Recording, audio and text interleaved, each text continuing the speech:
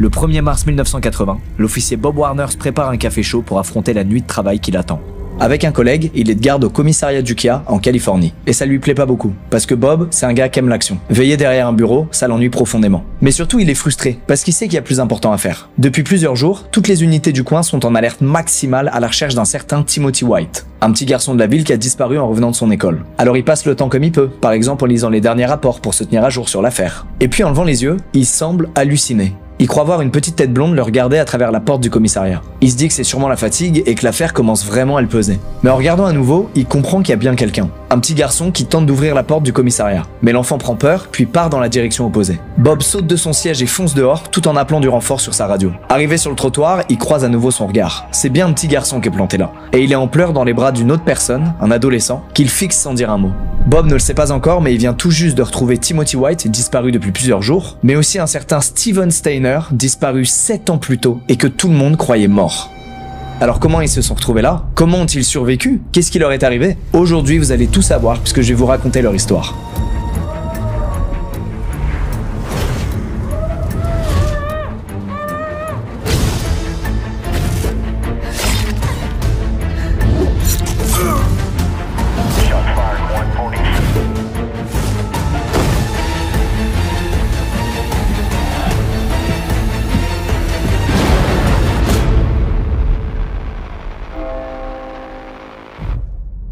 On est le 4 décembre 1972 à Merced, en Californie. La famille Steiner, au cœur de cette histoire, vit dans un quartier calme où tout le monde se connaît. C'est plus ou moins l'endroit parfait pour fonder une famille. Et ça tombe bien parce qu'ensemble, les époux Steiner vont avoir 5 enfants. Steven, c'est le 3e de la fratrie et c'est un énorme pot de colle. Il adore son père et il le suit absolument partout où il va. Que ce soit le tracteur de la famille, la pêche ou le canap de la famille si son père y est, et ben Steven y sera aussi. Les seuls moments où ils sont séparés, c'est quand Steven part à l'école. Le matin, toute la fratrie part ensemble sous la supervision de Carrie, le grand frère de la famille. Alors même s'ils détestent jouer ce rôle de gardien, ça rassure évidemment leurs parents. Et Steven, lui, il aime pas trop non plus être tout le temps surveillé. Et ça tombe bien, parce que ce jour-là, Steven a de la chance. Il finit les cours à 14h plutôt que tous ses frères et sœurs, et il peut donc rentrer chez lui tout seul, comme un grand. Sauf que malheureusement, il arrivera jamais à destination. Sur le chemin du retour, Steven croise la route d'un homme d'une trentaine d'années qui distribue des tracts religieux aux gamins du quartier. Et quand il voit Steven, il se contente pas de lui donner un tract, il lui demande si sa mère serait prête à faire une donation à l'église. Alors Steven, qui se méfie de rien, répond que oui. Il sait que sa mère est religieuse et qu'elle donne déjà souvent à l'église locale. En entendant ça, l'homme sourit, et puis il se retourne et fait signe à une voiture garée un peu plus loin. Au volant, un autre homme, plus âgé, leur dit de monter. Steven s'installe sur la banquette arrière sans se douter de rien et indique aux hommes la route à suivre pour se rendre chez lui et parler à sa mère. Dans sa tête d'enfant de 7 ans, rien ne lui paraît étrange. Sauf qu'en arrivant devant la maison, la voiture continue d'accélérer. Steven immédiatement il s'inquiète, il leur dit qu'ils se sont trompés de chemin, mais le gars au volant lui dit de pas s'inquiéter et qu'il va prévenir sa mère par téléphone. Ce gars au volant, c'est Kenneth Parnell. Il vient du parc Yosemite d'où il est descendu avec Murphy, l'homme qui distribuait des tracts. Si Steven connaît leur nom, c'est parce qu'ils se parlent devant lui depuis tout à l'heure et qu'ils cachent pas du tout leur identité. Comme promis, Kenneth s'arrête à une station-service et il fait semblant de passer un appel dans la cabine téléphonique la plus proche. Il en revient tout sourire et il explique à Steven que tout va bien. Sa maman accepte qu'il les accompagne sur la route et l'autorise même à passer la nuit avec eux. De notre point de vue, c'est évidemment un énorme red flag. Mais Steven, lui, il a 7 ans, il est innocent, il a pas trop été sensibilisé à ce sujet, et donc il est incapable de comprendre que ces deux hommes veulent lui faire du mal. Pour lui, du moment que sa maman est ok, rien ne peut lui arriver. Et pourtant, le piège vient juste de se refermer sur lui.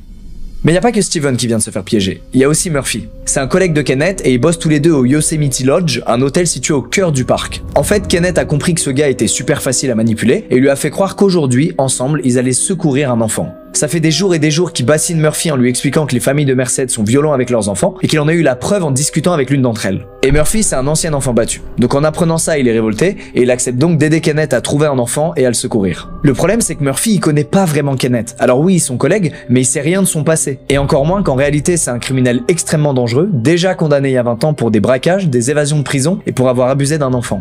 Et si Kenneth s'est retrouvé depuis quelques mois dans le parc national de Yosemite, un lieu éloigné donc de tout, c'est pas par hasard. Il voulait juste refaire sa vie dans un endroit isolé, loin de tout soupçon, avant de trouver une nouvelle cible. Après une longueur de route, Kenneth se gare en face du Yosemite Lodge où il a une chambre de fonction. Il fait monter Steven, verrouille la porte et va s'adresser à Murphy.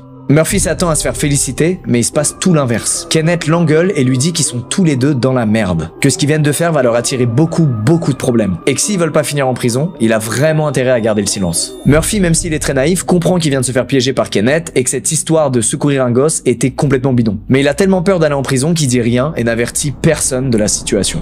À Merced, dans la ville natale de Steven, c'est la panique générale. Ses parents sonnent aux portes de tout le quartier en découvrant que leur fils n'est pas rentré après les cours. Malheureusement, aucun voisin n'a vu Steven depuis son départ à l'école, et donc très vite, c'est la police qui prend le relais, puis toute la ville se met à essayer de retrouver Steven. Personne n'a envie de croire à une disparition, mais le temps presse. Plus on attend dans ce genre d'affaires, et moins on a de chance de retrouver la personne disparue. Alors les habitants organisent des battues aux alentours, et la police déploie des unités un peu partout pour quadriller la zone. Mais à la nuit tombée, toujours aucune trace de Steven. Les Steiner décident alors de poursuivre les recherches toute la soirée. Ils explorent aussi bien les forêts aux alentours que la décharge de la ville de fond en comble, ils mettent toutes les chances de leur côté. Le lendemain, la police ouvre une enquête criminelle. Et procédure oblige, les premiers à passer à l'interrogatoire sont les parents de Steven. Un policier demande directement au père si c'est lui qui a tué Steven, ce qui est horrible pour un parent dans cette situation, mais c'est le protocole, c'est comme ça, les proches sont souvent les premiers suspects. Et je vous rassure, la police est sur d'autres pistes en parallèle, notamment une très bonne piste. Il y a toute une équipe qui épluche les listes d'employés de la région, notamment ceux qui bossent dans le parc national de Yosemite. Parce que oui, tout le monde le sait, c'est un endroit parfait pour disparaître ou pour faire disparaître quelqu'un. Et c'est une très bonne piste parce que rappelez-vous, Kenneth et Murphy, ils bossent là-bas, donc ils devraient apparaître sur ce registre. Sauf que le garde forestier en charge des listes va faire une immense connerie. Il donne bien aux enquêteurs une liste des employés du Yosemite Lodge, là où bossent Kenneth et Murphy, sauf qu'il est pas au courant qu'il y a deux équipes dans l'hôtel. Il communique donc juste la liste de l'équipe A et pas celle de l'équipe B, dont les noms des ravisseurs font partie. À cause de ça, leur nom n'apparaîtra donc jamais dans une liste de potentiels suspects. Pendant ce temps, l'affaire fait le tour de la région. Tous les journaux ne parlent plus que de Steven et tout le monde se mobilise pour le retrouver. Mais les jours passent et malgré l'effort des habitants et de nombreux bénévoles, Steven a disparu pour de bon. L'enquête est tellement au point mort que la police désespère et finit par auditionner des médiums dans l'espoir qu'ils aient une piste, mais malheureusement, vous vous en doutez, ils proposent rien d'autre que des théories fumeuses. Et le pire dans tout ça, c'est que Kenneth, il fait pas spécialement d'efforts pour dissimuler Steven. Ça lui arrive de l'emmener avec lui en voiture, de le laisser sur le siège passager, à l'avant, à la vue de tous, ou même de se balader en dehors de l'hôtel alors qu'il y a des avis de recherche avec sa tête placardée partout. Jamais réellement inquiété, Kenneth a donc une emprise totale sur Steven. Alors je vous passe les détails sordides, mais vous vous en doutez, Kenneth abuse régulièrement de Steven. Murphy est au courant, mais à cause des menaces de Kenneth, il a trop peur de prévenir la police. Il lui suffirait littéralement d'un seul appel pour sauver ce gamin, et malheureusement ça n'arrivera jamais. Et pourtant Murphy il fait de son mieux pour que Steven aille bien. C'est lui qui est chargé de le garder quand Kenneth part travailler, et il en profite pour lui acheter des comics, des fast-food, de quoi changer les idées en fait. Mais malheureusement Kenneth va aller encore plus loin dans la manipulation et l'horreur. Faire croire à Steven que ses parents l'ont abandonné. Il lui explique qu'ils avaient en fait trop d'enfants à gérer et pas assez d'argent pour les élever, et que donc ils ont demandé à Kenneth de le garder et que c'est pour ça qu'il est ici. Il va même en rajouter une couche et lui dire qu'un juge viendrait justement de lui accorder officiellement sa garde. Encore une fois, ça peut paraître gros, mais Steven c'est juste un enfant de 7 ans qui littéralement ne comprend pas ce qui lui arrive. Il est évidemment très triste en apprenant tout ça et il commence à croire qu'au final Kenneth n'est pas si méchant que ça. Et pour marquer le coup, Kenneth lui dit qu'il doit maintenant utiliser un nouveau nom. Steven devient Dennis Parnell et c'est désormais le fils adoptif de Kenneth Parnell. Et petit à petit, toute cette mascarade, ça finit par fonctionner. Steven finit même par l'appeler papa alors que les abus continuent tous les jours. Pour continuer de brouiller les pistes, Kenneth fait tout pour jouer un rôle de père sympa au premier regard. Par exemple, il va offrir un chien à Steven, un petit Manchester Terrier que Steven va appeler Queenie. Et pour un enfant de 7 ans, recevoir un chien, c'est un cadeau incroyable. Et à défaut de pouvoir comprendre que c'est juste une façon de le manipuler un peu plus, Steven il va adorer Queenie. Parce que ce petit chien, ça va devenir sa seule source de réconfort dans tout ce cauchemar. Et c'est d'ailleurs peut-être ce qui va lui permettre de tenir, de s'accrocher malgré ce qui lui arrive. Toujours dans l'optique de se faire passer pour un père sympa, Kenneth décide de fêter Noël avec Steven comme si tout était normal. Ils se font un petit repas et il lui offre même des cadeaux comme le veut la tradition. Là encore, Steven est ravi et la frontière entre nouveau père et ravisseur continue de se brouiller. D'ailleurs, du côté de sa véritable famille, ce Noël c'est une épreuve hyper difficile. Ils célèbrent sans Steven à leur côté et sans même savoir s'il est toujours en vie. Mais malgré ça, tout le monde lui a prévu un cadeau dans l'espoir qu'il réapparaisse un jour et qu'il puisse les ouvrir. Et devant la maison des Steiner, des voisins et des policiers se relaient eux aussi pour déposer des jouets et des fleurs. Malheureusement, le 2 janvier 1973, les chances de réapparition de Steven diminuent encore plus. En fait, Kenneth décide de déménager avec lui à Santa Rosa, à plus de 300 km de Merced. Il éloigne encore plus de sa famille et il décide de l'inscrire dans une école primaire sous sa fausse identité, Dennis Parnell. Il n'existe aucune trace légale de Steven sous ce faux nom, mais malgré l'absence de bulletin et même de certificat de naissance, l'école va quand même accepter son dossier. Et maintenant qu'il est inscrit, Dennis Parnell commence à avoir un début d'existence légale, ce qui est malheureusement une immense victoire pour Kenneth. C'est d'autant plus triste que la famille de Steven a écrit des lettres qu'ils ont envoyées à toutes les écoles de la région pour partager l'avis de recherche de Steven, dans l'espoir peut-être qu'un élève ou un prof leur connaisse. Sauf que dans l'école primaire où est scolarisé Steven, les administrateurs n'ont jamais ouvert cette lettre qui aurait pu pourtant lui sauver la vie. Kenneth briefe Steven et insiste bien sur le fait qu'il n'a pas le droit d'utiliser son ancien nom ou de le révéler, sous peine de se prendre une méga punition, ou même pire, de se faire abandonner à nouveau. Alors malgré lui, Steven devient progressivement Dennis.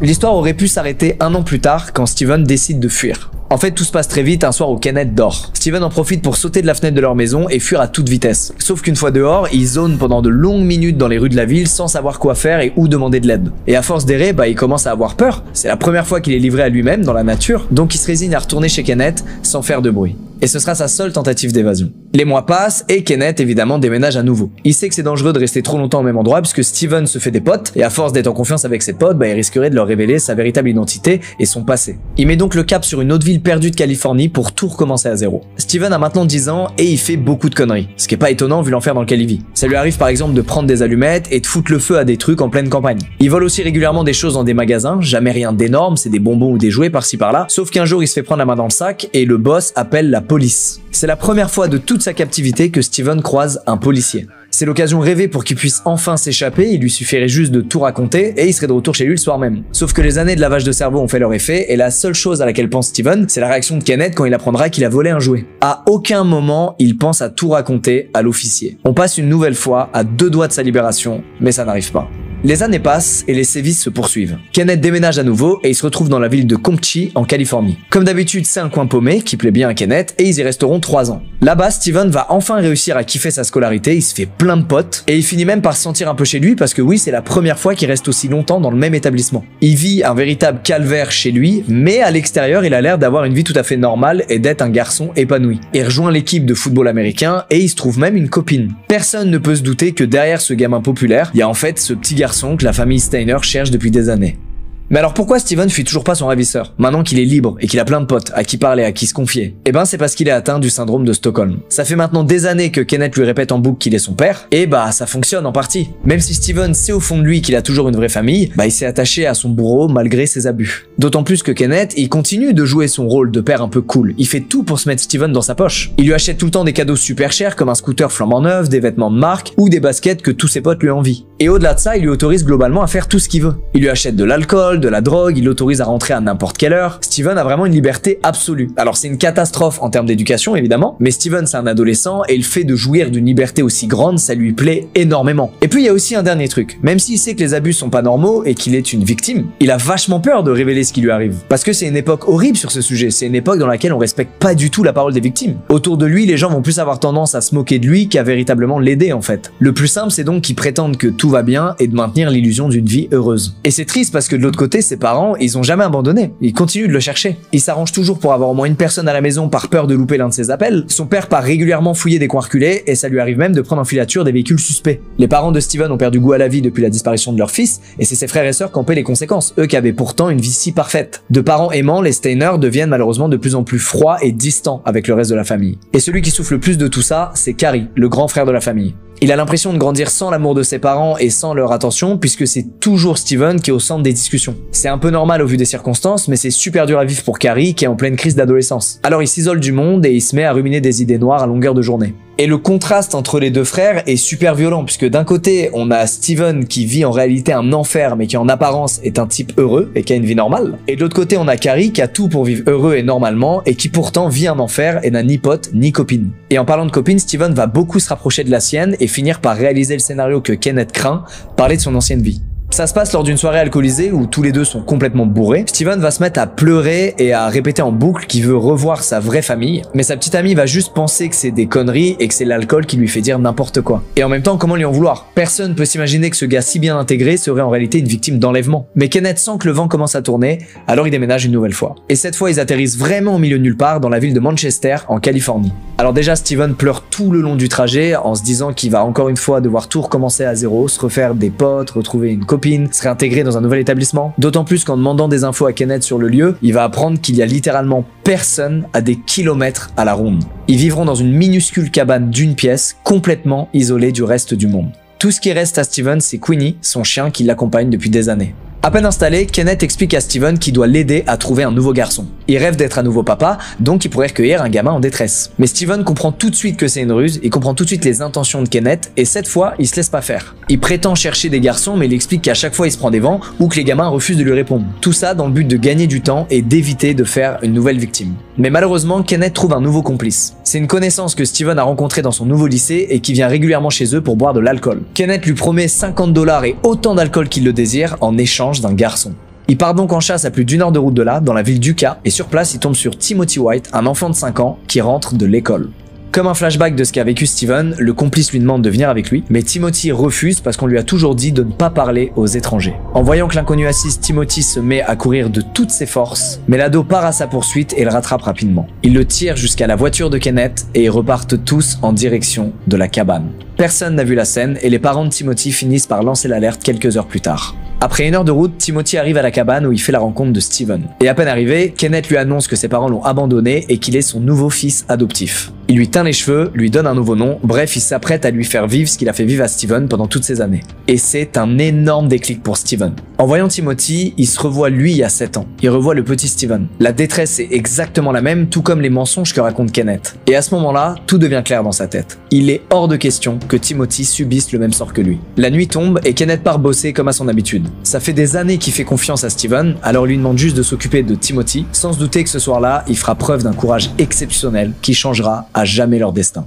1 heure après le départ de Kenneth, Steven dit à Timothy qu'il va le sortir de là. Il prend un couteau, le cache dans sa botte, puis il met Timothy sur son dos. Et sous le bras, il embarque Queenie, son fidèle chien, qui refuse de laisser derrière lui. On est alors en pleine nuit, au milieu de nulle part, et Steven promet à Timothy qu'il le ramènera chez lui, quoi qu'il en coûte. Timothy lui explique qu'il habite à Uka, une ville à plus de 50 km de là. Impossible de marcher sur une si grande distance en pleine nature, donc Steven décide de faire du stop. Et par miracle, après seulement quelques minutes, un homme s'arrête et accepte de les prendre. Et deuxième coup de chance, il doit justement passer par la ville d'Uka. Cet homme, c'est un Mexicain qui parle très mal anglais et avec qui la discussion est difficile. Mais c'est une bonne chose pour Steven. Il veut pas trop discuter ni avoir à révéler la raison de leur voyage. Il a peur que le plan échoue si jamais il en dit trop. Après une demi-heure de route, l'homme dépose les garçons au centre d'Uka. Steven demande ensuite à Timothy son adresse, sauf qu'il a 5 ans et qu'il en a aucune idée. Steven a donc un nouveau plan, suivre le panneau qui indique le commissariat de la ville. En arrivant devant le poste de police, il dépose délicatement Timothy sur le sol, puis lui dit d'aller dans le bâtiment, de parler aux policiers, et qu'après ça, il pourra retrouver ses parents. Oui, Steven n'a aucune intention de se livrer lui à la police. À aucun moment, il a pensé à sa propre situation. S'il fait ça depuis le début, c'est pour secourir Timothy, pas pour se secourir lui-même. Il a presque oublié qu'il est lui-même une victime. Le petit garçon tend la main vers la poignée, avant de fondre en larmes et de s'arrêter. Il a peur, il sait pas ce qu'il doit faire, et puis il court dans la direction opposée, tout droit dans les bras de Steven. De l'autre côté de la porte, l'officier Bob Warner se précipite à l'extérieur. Il a déjà appelé une patrouille en renfort, histoire d'être sûr que ces garçons qui ont l'air trop jeunes pour traîner dehors à cette heure-ci ne puissent pas s'échapper. En voyant le policier s'approcher, Steven lui raconte toute l'histoire. Il lui raconte que le petit garçon s'appelle Timothy White et qu'il a été enlevé il y a quelques jours. Bob n'en revient pas. Il a face à lui le gamin le plus recherché de toute la région. En revanche, il sait toujours pas qui est Steven, donc il lui demande de l'auditionner pendant que ses collègues prennent la relève et s'occupent de Timothy. Pendant cette audition, l'officier demande à Steven quel est son nom et il répondra à une phrase qui restera iconique dans cette affaire. Il lui répondra « Je suis certain que je m'appelle Steven et je crois que mon nom de famille est Steiner ». Deuxième choc pour le policier qui fait immédiatement le lien avec cette affaire vieille de plus de 7 ans. À partir de là, Steven et Timothy sont sauvés et le cauchemar est enfin derrière eux. 1 heure plus tard seulement, Kenneth est interpellé sur son lieu de travail par une dizaine de flics armés. Et Steven confirmera sur place que c'est bel et bien lui qui les a kidnappés.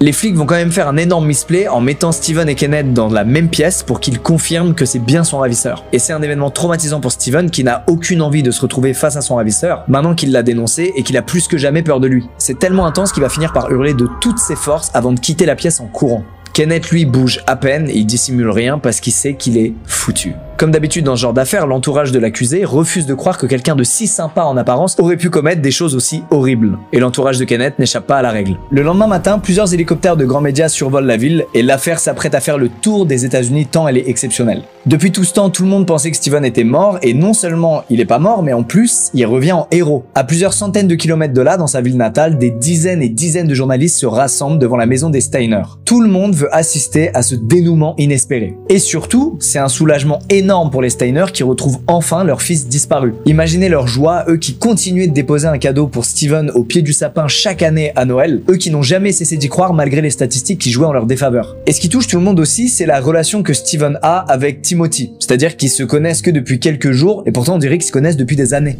Et regardez, même Queenie apparaît sur les images des retrouvailles. Après toute cette horreur, cette parenthèse de bonheur, elle fait du bien. Mais le problème, c'est qu'elle est courte. Parce que si cette affaire est aussi connue aujourd'hui, c'est aussi parce qu'elle est loin d'être terminée. Tout le monde a l'air heureux lors des retrouvailles, et pourtant il y a quelqu'un qui ne l'est absolument pas. Et c'est Carrie. le grand frère de Steven. Ça se voit d'ailleurs sur cette photo de leur retrouvailles, il a le visage froid et fermé. Il a l'air de rien ressentir alors qu'il serre pour la première fois dans ses bras depuis des années son frère qu'il ne pensait jamais revoir. En fait, il détestait toute l'attention que Steven recevait quand il était disparu. Alors imaginez son état maintenant que le pays tout entier ne parle plus que de lui. Malheureusement, tout ça aura une importance plus tard. On va y venir, mais je dois vous parler de Kenneth. Qu'est-ce qu'il devient ? Eh ben, il est jugé au tribunal et il va bénéficier d'une condamnation absolument ridicule vu tout le mal qu'il a fait, puisqu'il va être condamné à seulement 7 ans de prison. Pourquoi ? Eh ben, parce que les lois de l'époque sont étonnamment clémentes et qu'il va être jugé juste pour le kidnapping et pas pour tout ce qui a suivi.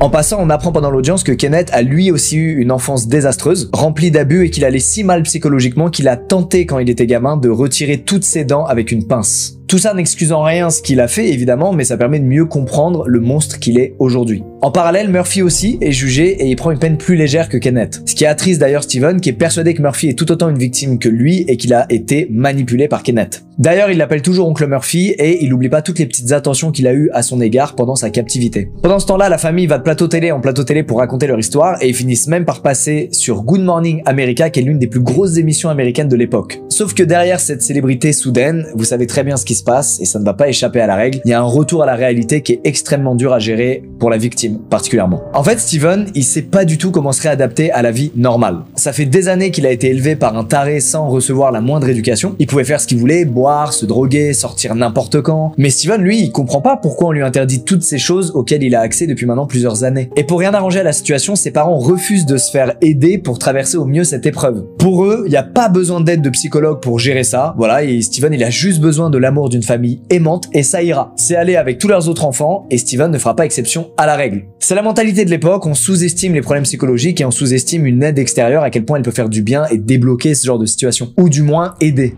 Et en plus de ça, ils vont pas se contenter de refuser une aide psychologique extérieure, ils vont aussi interdire à Steven de s'exprimer sur ce qu'il a vécu. Comme si c'était trop dur pour eux d'accepter la réalité, quoi. Ils sont un peu dans le déni, ils veulent faire comme si rien de tout ça n'était jamais arrivé. Résultat, ses parents lui posent jamais de questions, il a pas le droit de leur parler de ses traumatismes, et il y a que les journalistes qui semblent s'intéresser à lui, à ce qu'il a vécu, sauf que des journalistes, ça remplace pas des parents. Et donc tout ça va inciter Steven à faire de plus en plus de conneries et à s'enfoncer de plus en plus dans des addictions. La situation est tellement critique que son père va finir par le mettre à la rue parce que Steven a un problème avec l'alcool et il peut pas s'empêcher de boire. Il se retrouve donc du jour au lendemain seul pour gérer sa vie d'adulte. Alors il va tenter de s'inscrire à l'université, sauf qu'il n'arrive pas à rester concentré en cours et que donc il va vite se rabattre sur des petits boulots. Il finit par garder des parkings la nuit et par bosser dans un abattoir la journée. Et quand sa paye tombe, une grande partie finit malheureusement dans l'alcool. Alors évidemment, s'il boit autant, c'est non seulement parce qu'il est quand même traumatisé de ses années de captivité, mais aussi parce qu'il a du mal à gérer toute cette attention que les médias lui portent. Et un soir donc, alors qu'il a des idées noires, il finit par prendre du recul sur sa vie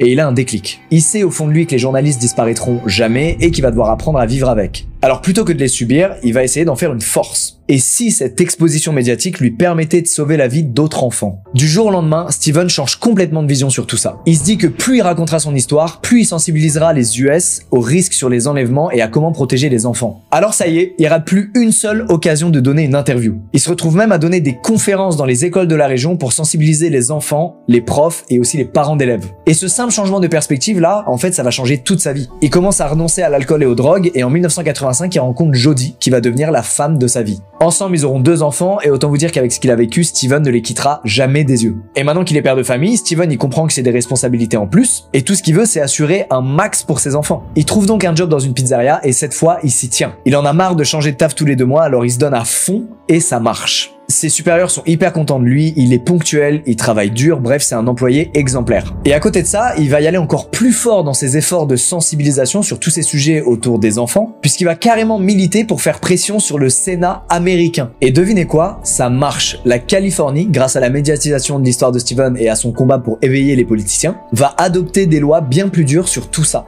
Grâce à ça donc, Steven se rend compte que son combat, il a raison de le mener et que ça peut avoir un impact vraiment au-delà de ses espérances. Et pour frapper encore plus fort, il décide d'adapter son histoire en livre et en mini-série. Ça s'appelle I Know My Name is Steven, en référence à sa phrase mythique le soir où il a sauvé Timothy. Et d'ailleurs, petit clin d'œil, puisque Steven joue dans la série, il incarne non pas lui-même, l'enfant qui s'est fait kidnapper, mais il incarne le flic qui le sauve. Et c'est un carton, ça sort en mai 1989 et ils auront 4 nominations aux Emmys et 1 nomination au Golden Globe. De quoi répandre encore plus son message à travers le pays, soutenir les familles affectées et aussi de quoi gagner de l'argent. Et oui, il en faut. Steven n'a jamais trop eu l'occasion de se faire plaisir et donc cette fois il n'hésite pas, ni une ni deux, il achète une moto flambant neuve. Malheureusement, c'est reparti pour les mauvaises nouvelles. Et oui, déjà. Le 16 septembre 1989, sa vie va encore basculer. Steven finit sa journée de travail et doit rentrer chez lui, mais il y a une grosse tempête, une pluie torrentielle et donc une visibilité réduite sur la route. L'enfer pour n'importe quel motard. Et pour rien arranger, 3 jours plus tôt, quelqu'un lui a volé son casque. Le boss de la pizzeria s'inquiète aussi en le voyant sur le départ et lui propose de prendre le pick-up de l'entreprise. Ça lui permettrait de rentrer au sec chez lui et surtout de pas prendre de risques. Mais Steven refuse parce qu'il a trop peur d'entacher la réputation de la pizzeria si jamais il a un accident avec le pick-up. Donc Steven prend son courage à deux mains, met le contact de sa moto et emprunte le trajet pour rentrer chez lui. Sauf qu'en arrivant à une intersection, une voiture s'insère brusquement devant lui et Steven n'a pas le temps de freiner. Il percute la voiture de plein fouet, s'écrase sur le bitume et hurle de douleur avant de perdre conscience. Le conducteur de la voiture, lui, prend la fuite alors même que Steven gît au sol. Un autre automobiliste finit par appeler les secours, qui arrive quelques minutes plus tard, mais malheureusement c'est trop tard, Steven s'est fracturé le crâne et il décède sur la route de l'hôpital. Sans casque, il avait aucune chance de s'en sortir. À l'annonce de sa mort, c'est tout un pays qui est en deuil. Lui qui a ému toute l'Amérique avec son héroïsme, se retrouve à disparaître de la façon la plus tragique possible à seulement 24 ans. 500 personnes se rendent aux funérailles de Steven pour lui rendre un dernier hommage, et parmi elles, on retrouve Timothy White, qui va faire partie même des gens qui portent le cercueil. Il a maintenant 14 ans et il s'est porté volontaire pour honorer l'homme qui lui a sauvé la vie. La femme de Steven se console, elle, en se disant que ça y est, plus personne ne pourra plus jamais lui faire de mal là où il est maintenant. Mais l'histoire s'arrête pas là, parce que malgré la mort de Steven, le nom des Steiner refait surface en 1999. Cette fois, c'est au tour de Carrie, son grand frère, de faire la une des journaux. Après la mort de son frère, ses pensées noires ont pas disparu, c'est même tout l'inverse. Ça fait des années qu'il va profondément mal, au point où la nuit, il rêve parfois de mettre le feu sur son lieu de travail, voire même de tuer tous ses collègues. Et il a beau parler de ça et demander de l'aide psychologique, personne ne semble vouloir l'aider. Carrie décide donc de fuir la ville et de s'isoler loin de tout. Comme Kenneth l'avait fait quelques années avant lui, il décide d'aller s'installer dans le parc de Yosemite, au fond de la forêt. Sur place, il trouve rapidement un job au Cedar Lodge, un autre hôtel du parc. Dans ces montagnes, Carrie se sent un peu mieux. Il attire pas trop l'attention, ses collègues le trouvent sympa, et les visiteurs, eux, ont pas grand chose à dire à son sujet, il fait son taf quoi. Mais pour autant, parfois il y a des gens qui le trouvent un peu étrange sans pour autant savoir réellement expliquer pourquoi. Comme s'ils avaient ressenti toute la haine qu'il continue de porter en lui. Et cette haine, cette colère, c'est finalement en plein hiver qu'elle va se déchaîner. À cette période de l'année, on trouve pas beaucoup de touristes à Yosemite, mais les plus téméraires d'entre eux viennent quand même ici pour vivre une petite aventure. Parmi eux, on retrouve un petit groupe de touristes qui viennent passer une nuit au Cedar Lodge, Carol Sound et sa fille Juliana, et Silvina Peloso, une étudiante argentine et amie de Juliana. Elles partagent toutes les trois la même chambre et s'apprêtent à regarder un film quand elles entendent quelqu'un toquer à leur porte. Elle lui ouvre et elle tombe sur Carrie, l'homme à tout faire de l'hôtel. Il rentre donc dans la pièce, dévisage les trois femmes, puis file dans la salle de bain où il fait semblant d'inspecter le lavabo. Et alors que Carol et sa fille reprennent leur discussion en attendant que Carrie finisse son boulot, il ressort de là armé d'un pistolet. Il les force ensuite à monter dans la voiture avant de disparaître avec elle au cœur de la montagne. Le lendemain, l'alerte est lancée par la famille de Soon qui s'inquiète de plus avoir de nouvelles de leur fille. Sauf qu'au Cedar, personne n'a rien vu d'inhabituel ce soir-là. Carrie finit par être interrogé comme tous ceux qui bossent au Cedar Lodge, sauf qu'il est tellement calme face à l'interrogatoire qu'il est rapidement éloigné de la liste des suspects. Un mois plus tard, les policiers retrouvent la voiture des trois femmes à une centaine de kilomètres de l'hôtel. Et dans le coffre, ils retrouvent les corps calcinés de Silvina et Carol. Celui de Juliana n'est pas là, et alors que la police locale commence à ébruiter l'affaire, ils reçoivent un indice extrêmement utile, une carte manuscrite qui indique la position du troisième corps. On peut notamment y lire « On s'est bien amusé avec celle-là ». Les policiers foncent donc au lieu indiqué et ils retrouvent bel et bien le corps de Juliana tuée à coups de couteau.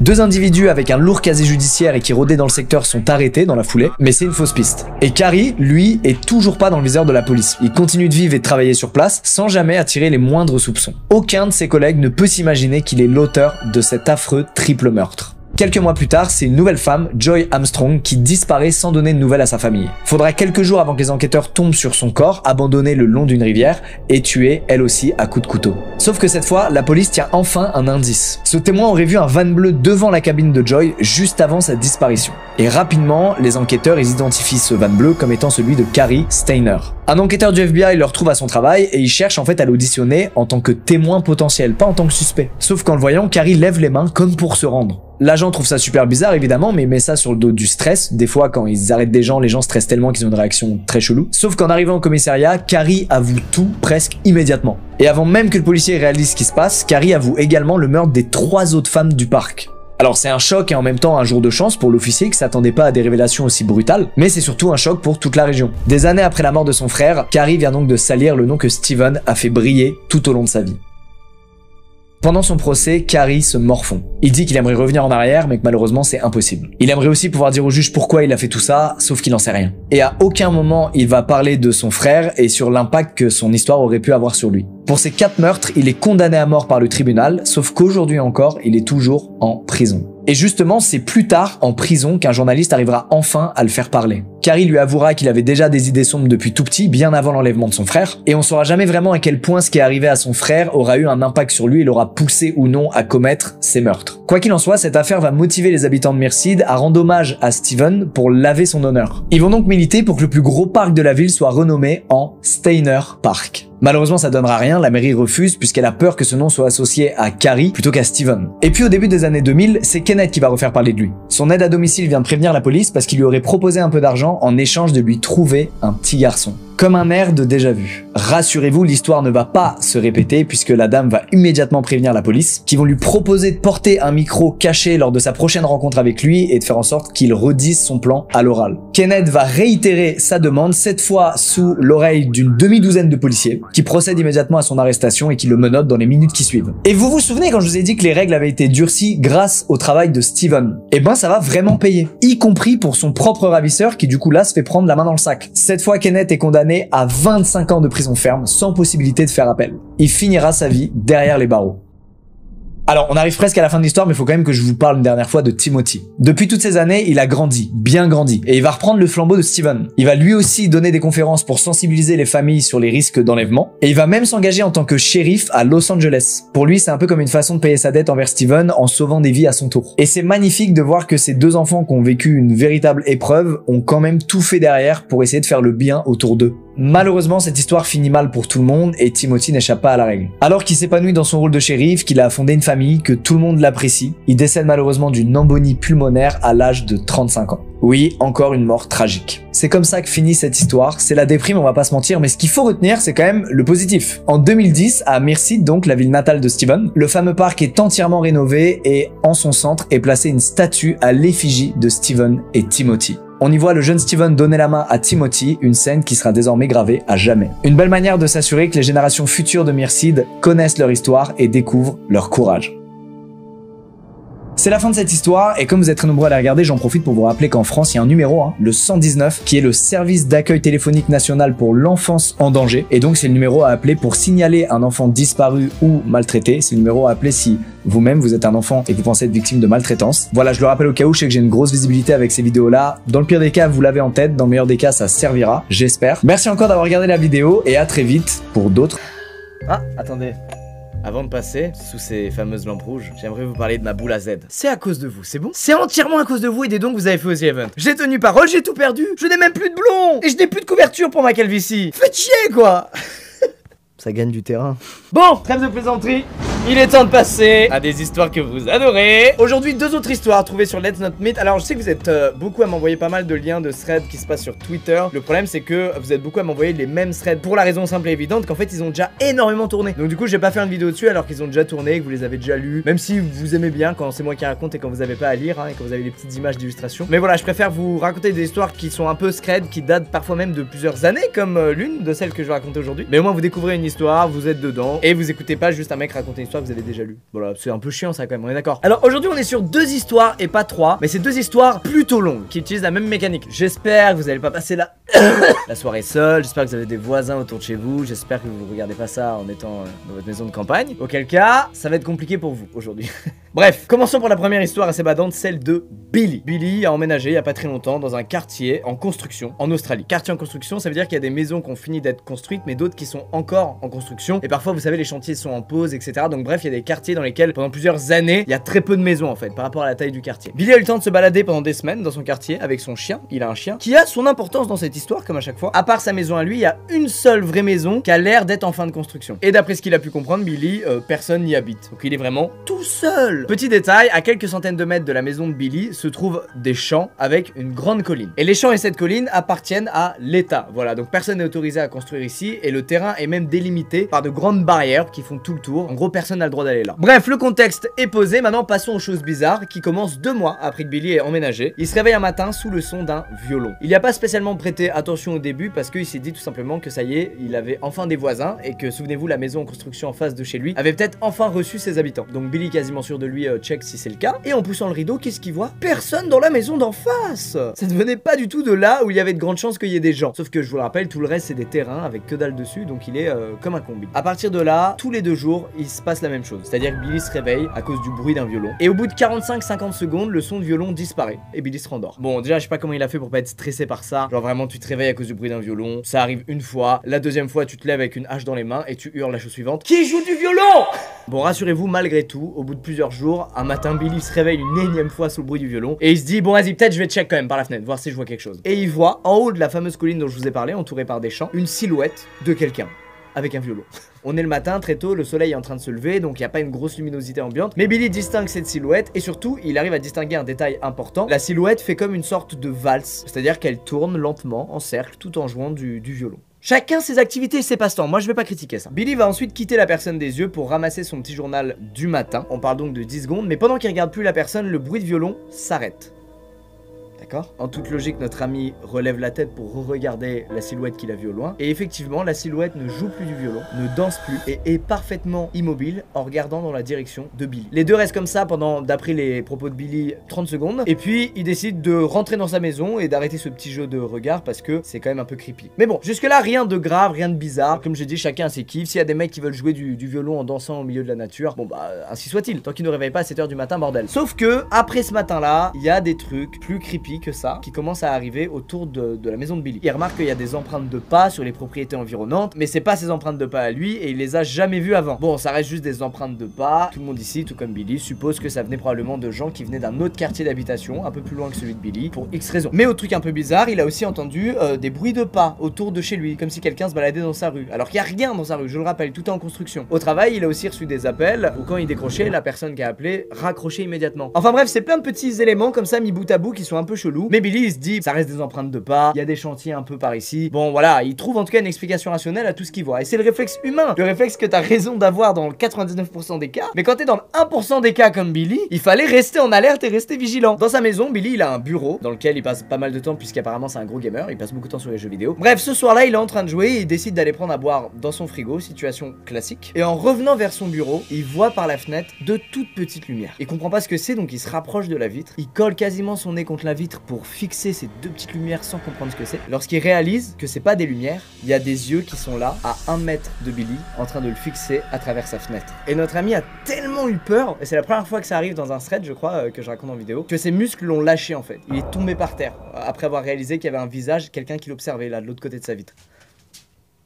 Tu m'as fait peur là-dessus. Et devinez quoi, une fois à terre, Billy entend quelqu'un qui commence à jouer du violon. C'est le fameux putain de joueur de violon qui est là à 1 mètre de lui, qu'il a observé et qui s'est mis à jouer du violon après l'avoir vu se chier dessus. Pendant que le mec se met à jouer de plus en plus vite, le morceau est de plus en plus fort, il y a le chien de Billy, souvenez-vous, qui comprend qu'il y a un truc pas normal qui se passe et qui se met à aboyer. Le bruit de violon s'arrête aussitôt et Billy voit à travers sa fenêtre la silhouette se déplacer en direction de sa cour, en direction de là où il y a son chien. Billy reprend le contrôle de son corps parce qu'il a peur pour son chien. Il est inquiet, il a pas envie qu'il arrive un truc à son chien. Billy il sort donc de sa maison pour aller aux côtés de son chien et il essaie de le faire rentrer dans la maison mais le chien ne bouge pas. Et croyez-moi, quand un chien qui a la corpulence d'un labrador ne veut pas bouger, bah tu ne peux pas le bouger. C'est simple, il reste là. Cette scène elle dure plusieurs dizaines de secondes. D'un côté la silhouette dans l'obscurité quelque part devant eux. De l'autre côté Billy derrière son chien avec ce dernier qui arrête pas d'aboyer. Il finit alors par entendre la silhouette s'éloigner. Des bruits de pas qui partent comme ça au loin. Mais des bruits de pas en rythme comme quand tu marches, des bruits de pas qui ont plutôt le rythme d'une sorte de danse, d'une sorte de valse. Exactement comme il l'avait vu faire en haut de la colline. Son chien a alors arrêté d'aboyer et ils sont rentrés dans la maison. Et à partir de ce jour, Billy n'a plus jamais entendu parler de cette silhouette, n'a plus jamais entendu un bruit de violon, n'a plus jamais eu quoi que ce soit de bizarre qui lui est arrivé. Dans les 2 années qui ont suivi ces incidents, il y a des gens qui ont commencé à emménager enfin dans le quartier de Billy. Il explique qu'il a raconté ce qui lui était arrivé à tout le quartier et que personne n'a jamais entendu un bruit de violon, on n'a jamais vu quelqu'un de suspect dans le quartier. Donc voilà, ça reste une histoire que lui seul a vécu et aura vécu. Et vous, entendez-vous régulièrement un bruit de violon ? Vous devriez peut-être vous inquiéter.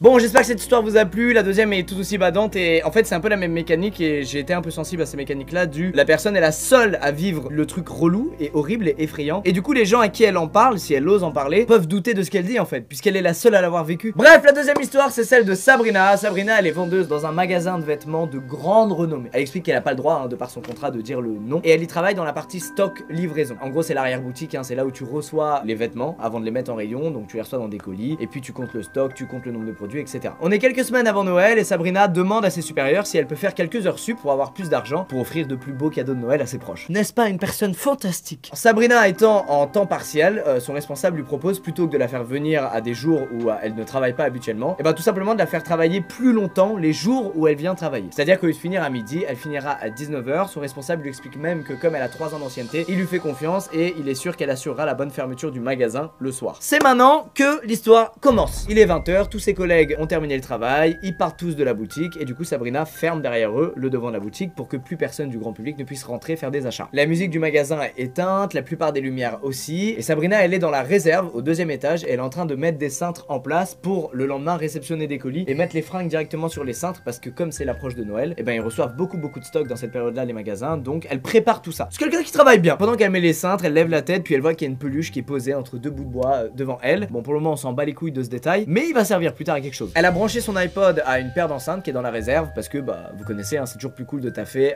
en musique. Mais malgré la musique, elle entend un bruit. Bon, ça peut être 1000 choses, sauf que ce bruit c'est les stores mécaniques de la zone de chargement qui sont en train de s'ouvrir. Elle panique pas pour le moment et elle descend les escaliers pour avoir un visuel sur la zone de chargement inférieure. Sachant que ces putains de stores mécaniques, le seul moyen de les ouvrir c'est un bouton qui se trouve à l'intérieur. On peut pas les ouvrir de l'extérieur. Et sur le chemin, petite précision, il y a plein de lumières à détecteur de mouvement. Quand tu passes devant le détecteur de mouvement, t'entends une sorte de clic qui vient de la lumière avant qu'elle s'allume. Elle arrive enfin dans la zone de chargement inférieure et il y a personne. Le store métallique est complètement fermé et il y a juste Sabrina, seule, qui se dit... Ok, tout va bien. Sauf que, avant d'aller voir ce qui se passait à la zone inférieure, elle avait coupé la musique de son iPod. Et là, elle réalise que la musique est relâche, sans qu'elle ait jamais touché de nouveau à son iPod. Des bugs, ça arrive, mais vous admettrez que la situation est un peu badante. Bref, Sabrina reprend l'escalier, elle remonte au 2e étage du coup pour continuer son travail. Et là, le coup de grâce, elle lève la tête et elle voit que la fameuse peluche a disparu.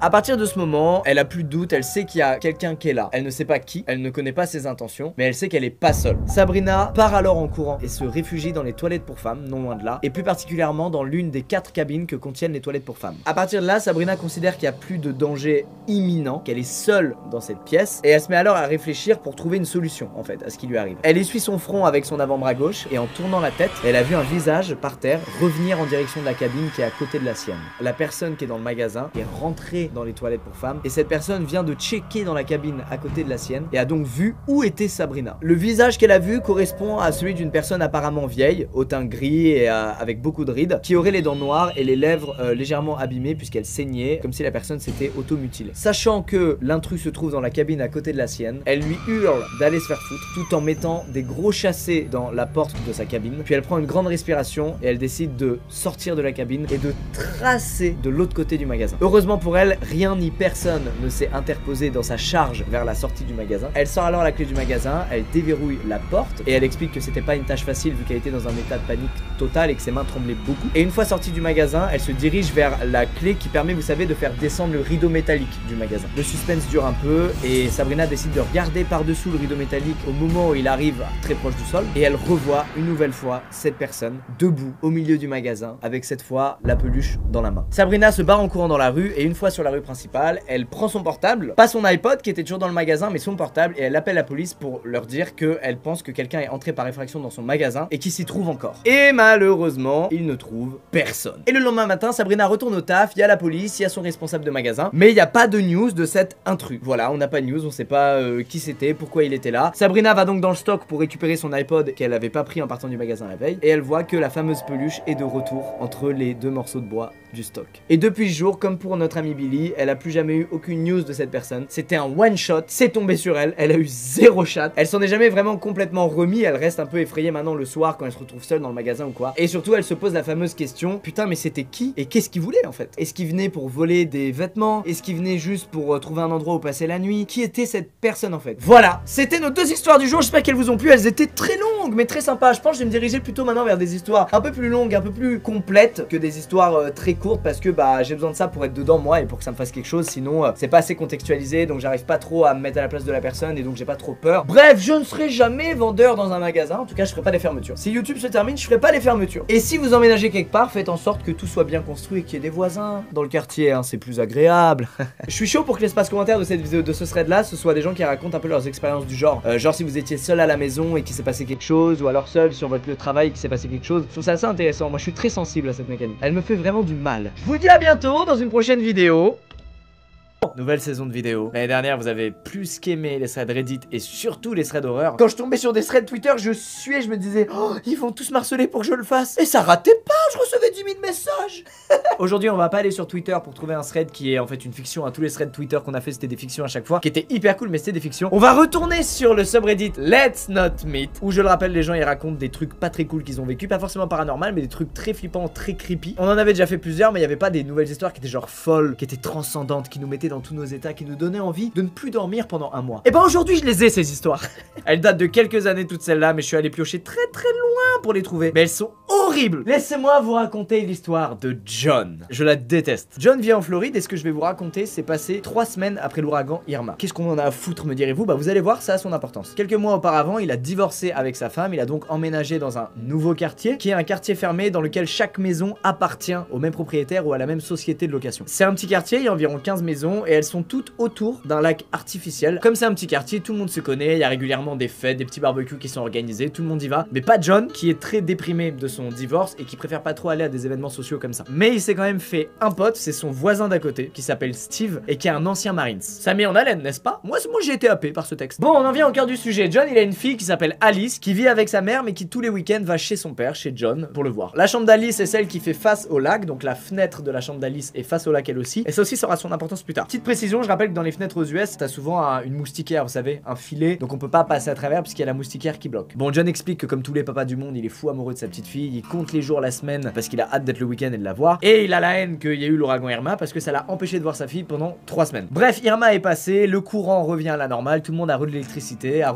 tout le confort dont il a besoin, y compris John qui accueille de nouveau sa petite fille chez lui tous les week-ends et qui est au paradis. Sauf que cette fois, il se passe des trucs très bizarres. Alice a commencé à se plaindre auprès de John de la chanteuse qu'elle n'aimait plus et qu'elle ne voulait plus voir. Rien que ça. Alors bien évidemment, John, il rationalise le truc. Donc il a d'abord pensé qu'elle parlait soit de son ex-femme, soit d'un professeur à l'école, soit d'une copine, enfin d'un truc comme ça. Sauf que dans la nuit du samedi au dimanche, Alice se réveille en hurlant comme si elle avait vu un meurtre.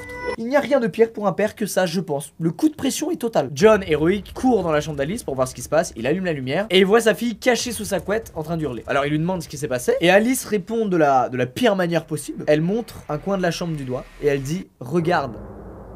Moi je ne regarde pas le coin, je prends Alice, je saute par la fenêtre et je déménage. Bon, John a plus de courage que moi apparemment, il regarde le coin et il y a rien du tout. Ni dans le coin, ni sous le lit, ni dans le placard. Vraiment le truc classique du film d'horreur, il n'y a rien. Mais Alice insiste et lui dit, il y avait la chanteuse et je veux pas qu'elle revienne, s'il te plaît papa, fais en sorte qu'elle revienne pas. Mais enfin les fantômes ça n'existe pas, arrête Alice.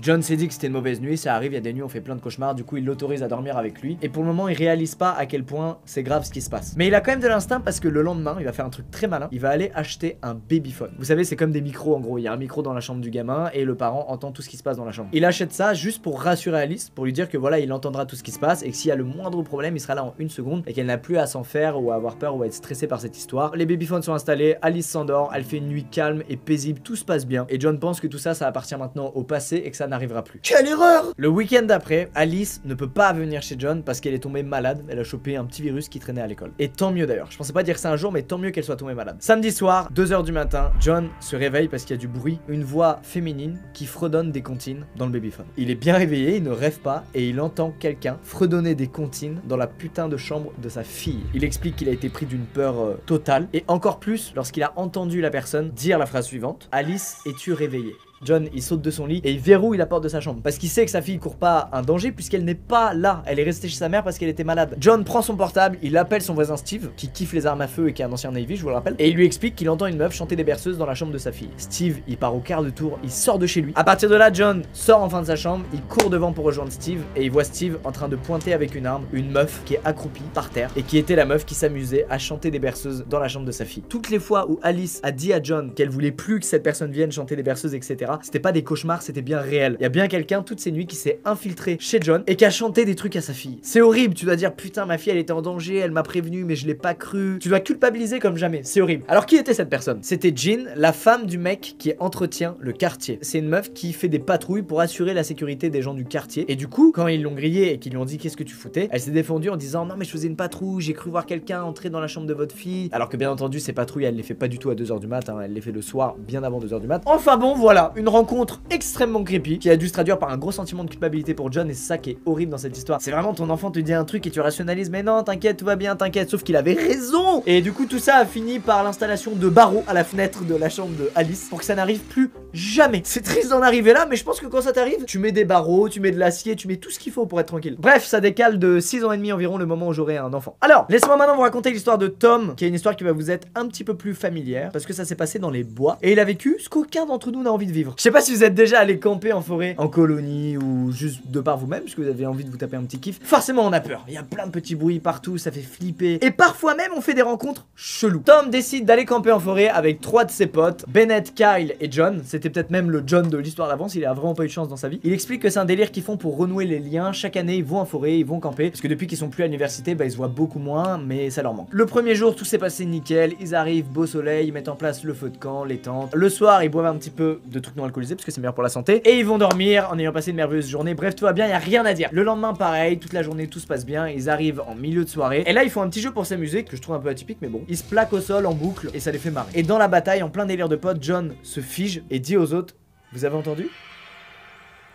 Entendu quoi, John? Kyle fait un petit plaquage à John pour lui remettre les idées en place. Il continue à se plaquer. C'est bizarre ce jeu, je comprends toujours pas. 10 minutes plus tard, ils sont crevés à force d'avoir fait ce petit jeu et ils décident d'aller se poser dans la tente. Et là, Tom entend un petit ricanement. Comme ils étaient tous un peu pompettes, Tom se dit que c'est l'un de ses potes qui ricanait pour ce qui s'était passé avant, etc. Il demande aux autres s'ils ont entendu ce qu'il vient d'entendre. Les autres lui disent mais non, c'est toi qui as rigolé. Lui il dit mais non, c'est pas moi qui ai rigolé. Et après un petit blanc de 4 secondes, ils vont tous en courant dans la tente. D'ailleurs, ça me fait rire ce réflexe parce que rares sont les moments de ta vie où tu es aussi vulnérable que dans une tente. En fait, c'est vraiment l'endroit où tu ne vois rien de ce qu'il y a autour, mais tout ce qu'il y a autour sait où tu es. Je déteste ça. Tom il prend la putain de hache qu'ils ont, qui est la seule arme qu'ils ont sur le campement, le seul truc avec lequel il peut se défendre, puisqu'ils avaient ça pour couper du bois et faire du feu. Petite précision, Tom et ses potes là ils sont pas allés camper, vous savez, dans des endroits qui sont dédiés à ça, où du coup il y a plein d'autres campeurs, il y a du passage, etc. Là ils sont juste allés au bord d'une forêt en voiture, ils ont marché 1,5 km vers le milieu de la forêt et ils ont foutu leur campement là. Ce qui veut dire que si t'entends quelqu'un rire et que c'est pas quelqu'un de ton groupe, ce n'est pas du tout normal. Et en plus, comme c'est pas prévu pour les campeurs, il y a pas de réseau. S'il y a un problème, tu es baisé. Vous êtes assez oppressé, c'est bon? Moi c'est bon, je suis pas mal là. Les dizaines de minutes passent et Tom, vu qu'il était un peu pompette, il s'assoupit et il s'endort. Il est réveillé 1 heure plus tard par le même putain de rire qu'ils ont entendu avant. Après quelques secondes, il voit un doigt qui appuie sur la tente. À partir de là, il sait qu'ils ont pas halluciné et qu'il y a bien quelqu'un qui est là. La personne fait le tour de la tente et arrive au niveau de l'entrée. Et là, s'écoule plusieurs secondes sans qu'il ne se passe rien. La personne ne bouge plus, les gars dans la tente ne bougent plus et tout le monde est probablement en PLS à espérer que tout se passe bien. Et d'un coup, Bougadi Bougadi! Je suis désolé si vous avez eu peur, mais c'est ce qu'ils ont vécu. La personne secoue la tente en criant Bougadi Bougadi. Ok! Cal se réveille en hurlant et le mec qui est à l'entrée de la tente rigole très fort de nouveau et se casse. Tom et ses amis ont passé le reste de la nuit à ne pas dormir. À peine le soleil se lève, Tom et ses potes courent à la voiture, ils ont vite détalé et ils ont heureusement pas du tout croisé quiconque sur le chemin. Donc ils ne savent pas qui est venu cette nuit-là, quelles étaient ses intentions et surtout est-ce qu'il leur serait arrivé quelque chose s'ils étaient sortis de la tente quand le gars était là. Plein de questions sans réponse. Par contre, il y a une question qui reste pas sans réponse. Est-ce qu'ils ont refait du campement? Oui! Sauf que maintenant ils vont dans les fameux spots à camping où il y a des espaces dédiés du coup pour le camping. Et là on voit que c'est des américains. Tom maintenant amène toujours une arme à feu. Toujours il a avec lui un gun. Il n'y a pas plus ricain. Bon, morale, quand vous allez camper, faites pas n'importe quoi. N'allez pas au milieu d'une forêt pour vous faire kiffer, blablabla. C'est mieux d'aller dans des spots prévus pour. Vous éviterez les grosses frayeurs comme Tom et ses amis cette nuit là. Ça l'a vraiment traumatisé et je pense effectivement pour avoir déjà fait du camping que si ça m'arrivait, bah je serais traumatisé à tout jamais. Bon, dernière histoire qui est trop chelou. C'est une mécanique qu'on a jamais vu avant. C'est gratuit. Il s'est mangé un truc gratuit dans la gueule qui n'a aucun sens. Alors, Noah c'est un mec qui a 17 ans. Ses parents sont partis en congé pendant un mois et il vit dans un petit quartier agréable, plutôt éloigné des autres quartiers qui sont autour de celui-ci, et il s'y plaît grave. Comme pour John, comme c'est un petit quartier, il y a souvent des petits événements qui sont organisés pour réunir tous les voisins. Noah il connaît donc presque tous les habitants de son quartier, il peut presque donner le nom de tout le monde d'ailleurs. Et c'est un quartier qui est très calme, genre après 21 h il y a plus de bruit, il y a plus personne dehors parce que c'est que des familles. Et voilà, c'est très posé. Noah son kiff dans la vie, c'est les peintures en aérosol. Un soir à 22 h il décide qu'il a envie d'en faire et du coup il va dans son garage. Pourquoi? Parce que c'est la zone la mieux ventilée de toute sa maison. Bref, 22 h Noah commence commence à tendre une toile pour peindre et là quelqu'un se pointe devant son garage. Noah l'a entendu arriver, donc il s'apprête à lever les yeux et à dire bonjour à un voisin, sauf qu'il lève les yeux et il voit quelqu'un qui ne reconnaît pas. Il décrit le gars comme étant un mec de 1m90, maigre et qui semble parfaitement normal. Noah ne le connaît pas, mais il explique que comme c'est un tout petit quartier, ils sont très sympas les uns avec les autres, y compris avec les gens qui connaissent pas. Donc Noah a pas de raison de se méfier, ça fait 17 ans qu'il est sur la planète et 17 ans que bah tout va bien, il fait la discuter avec des inconnus, tout se passe bien. Donc il lui dit salut mec, comment ça va? Ce qui est une manière plutôt cordiale d'entamer la conversation, je vous l'accorde. Le gars se présente donc à Noah, il dit qu'il s'appelle Xavier et qu'il vient d'emménager dans la maison à l'angle de la rue. Noah connaît la famille qui habite dans la maison dont parle Xavier et il lui dit donc ah t'habites chez les Miller. Et Xavier explique à Noah qu'en fait c'est ses cousins et qu'ils ont accepté de l'héberger jusqu'à ce qu'il règle quelques trucs. Honnêtement pour le moment il y a pas de quoi se méfier. Xavier va ensuite dire je ferais mieux de partir, je dois faire quelque chose. C'était sympa de vous rencontrer Noah. Attends mais Noah il s'est jamais présenté? Comment le gars le connaît? Mais Xavier lui dit que les Miller lui ont beaucoup parlé de lui. Ok. Alors nous ça peut un peu nous choquer, mais pas Noah, parce qu'en fait il est assez proche des Millers, et il a même gardé des enfants à eux quand il était plus jeune. Donc oui c'est fortement possible qu'ils aient parlé à leur cousin de Noah. Le lendemain, dimanche, Noah c'est un BG, il décide d'aller faire un petit footing vers son lycée, qui se situe environ à 5 km de chez lui. Et pendant qu'il court, il y a une voiture qui se met à rouler à sa hauteur, et au volant bien entendu c'est Xavier. Xavier propose à Noah, qui est assez loin de chez lui, 5 km, de le ramener. Noah décline l'offre, il explique qu'il kiffe courir, qu'il va rentrer en courant, il adore ça. Et Xavier lui propose d'aller boire un café. Noah est très fermé, et Xavier veut absolument que Noah monte dans cette voiture, c'est inquiétant. Et là, Xavier ouvre la porte passager, fait un geste de la main à Noah pour lui indiquer de monter, et il se met à gueuler. Il lui dit, viens, monte dans la putain de voiture, tranquille. Pas tranquille du tout, j'ai refusé 5 fois. Bon, là Noah, il voit que Xavier est un peu insistant, et du coup, il décide de prendre la fuite, de lui dire, c'est ciao, j'ai des amis qui m'attendent à l'école, et il trace à son école. Il y appelle un ami pour qu'il vienne le chercher, et il voit au loin la voiture de Xavier, qui est d'ailleurs toute cabossée, se barrer. Quelques jours plus tard, il y a un barbecue chez des voisins. Tous les voisins y vont comme d'hab, y compris les Miller. Noah va les voir, parle avec eux, et au bout d'un petit moment, il leur dit au fait j'ai rencontré Xavier. Ce à quoi ils répondent, qui est Xavier?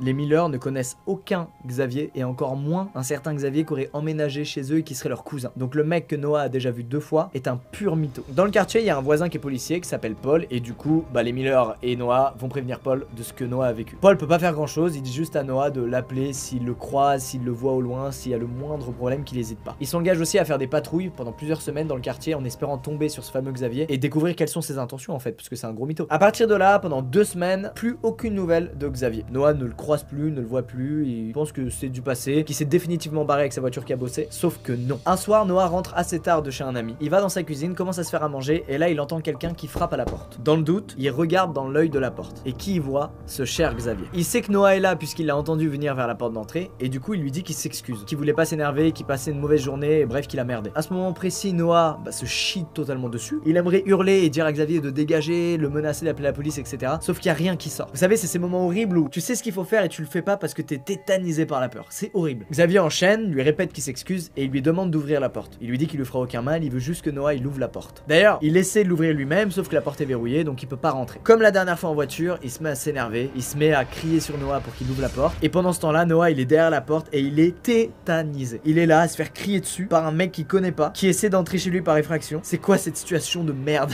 L'enfer. Xavier continue à brûler la porte, à lui dire d'ouvrir et à dire ils nous attendent. Ils nous attendent. Est-ce que ces mots font peur? Oui. À ce moment-là, le chien de Noah percute enfin qu'il y a un truc anormal qui se passe. Il descend de l'étage et il se met à aboyer sur la porte. Là, on se dit, bon, présence d'un chien, ça fait toujours flipper un mec qui veut rentrer chez toi et qui veut te voler des trucs ou qui veut te kidnapper, tout simplement. Pas du tout. Xavier se met à rigoler et il dit, ils m'ont jamais dit que t'avais un chien. De qui il parle, mec? Grâce aux aboiements de son chien, Noah il reprend ses esprits. Il fonce dans le garage parce qu'il se souvient qu'il y avait laissé son téléphone. Il le prend et il appelle Paul, le fameux flic du quartier. Il y a un petit temps qui passe entre le moment où il appelle et le moment où Paul et la police arrivent. Et du coup, quand ils sont arrivés sur place, Xavier était plus là. Aucune trace de Xavier. À partir de là, Paul il part vivre quelques jours chez les parents d'un pote à lui, avec son pote, parce que c'est un peu traumatisant ce qu'il vient de vivre quand même. Et il revient quelques jours plus tard, une fois que ses parents à lui ont changé toutes les serrures et portes de la maison. Ils ont pris 0 risque et ils ont eu raison. Noah n'a plus jamais eu de nouvelles de Xavier. La police a continué pendant 1 mois à faire des patrouilles très régulières dans le quartier. Ils sont jamais tombés sur lui. Et du coup, Noah ne sait toujours pas ce que ce gars lui voulait. Et c'est la question moi aussi que j'ai. C'était qui?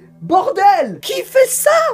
Les amis, c'est la fin de ces 3 histoires d'horreur. Elles étaient assez longues aujourd'hui, mais en même temps, plus le temps passe, plus les histoires qui m'affectent sont celles qui sont assez longues. Parce qu'il y a beaucoup de détails, beaucoup de contexte, et c'est là où je suis dedans, quoi. Je vous dis à bientôt dans de prochaines vidéos. S'il y a des moustiques, laissez la fenêtre fermée. Parce que la petite moustiquaire, là, les gens passent à travers, puis ils chantent des chansons à vos enfants. À bientôt, et comme toujours, passez une douce et agréable nuit.